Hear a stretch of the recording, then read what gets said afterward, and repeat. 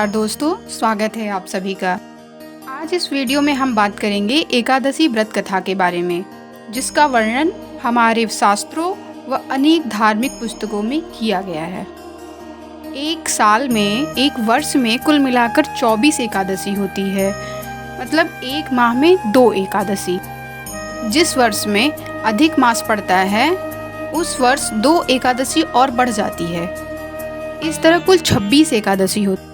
दोस्तों, ऐसी मान्यता है कि उत्पन्ना एकादशी से एकादशी व्रत की शुरुआत होती है, क्योंकि इसी दिन भगवान विष्णु से एकादशी नाम की देवी का जन्म हुआ था।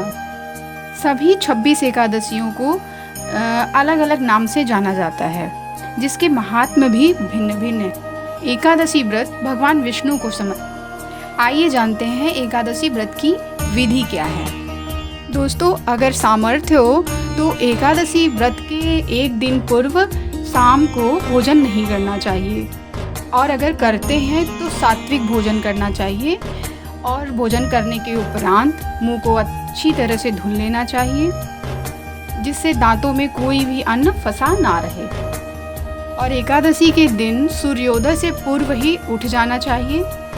शौचादि क्रिया से निवृत्त होकर मुंह को अच्छे से साफ करना चाहिए, और शरीर पे गोपी चंदन लगाकर सारे जल तीर्थों का आवाहन कर स्नान करना चाहिए। एकादशी के दिन तेल, साबुन आदि का प्रयोग ना करें तो अच्छा। स्नान के बाद पूजा पाठ आदि करें, और पूजा के बाद भगवान का चरणामृत अवश्य लेना चाहिए। एकादशी को सामर्थ्य के अनुसार भजन कीर्तन करें, भगवत कथा करें, या फिर श्रवण करें, सुने।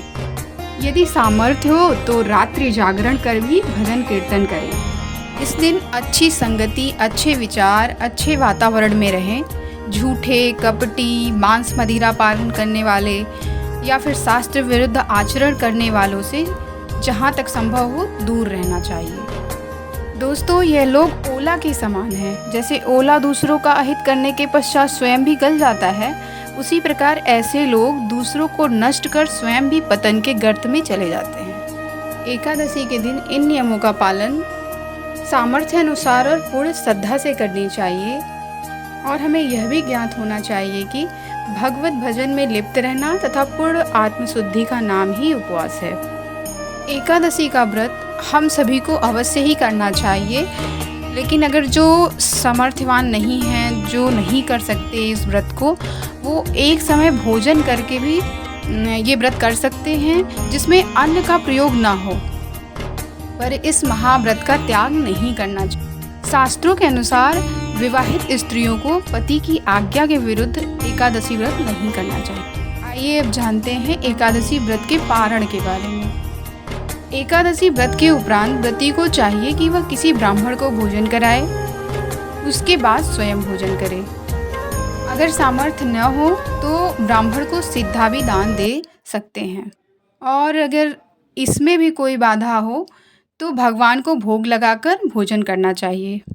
इन नियमों का सामर्थ्य अनुसार और पूर्ण श्रद्धा से पालन करें तो व्रत विशेष फलदायी सिद्ध होता है। आशा है कि मेरे सभी निर्जन जिन्हें धर्म में पूर्ण आस्था है, यह जानकारी पसंद आई होगी। मेरी श्यामा श्याम से प्रार्थना है कि वह अपने भक्तों पर सदा दया दृष्टि बनाए रखे। राधे राधे।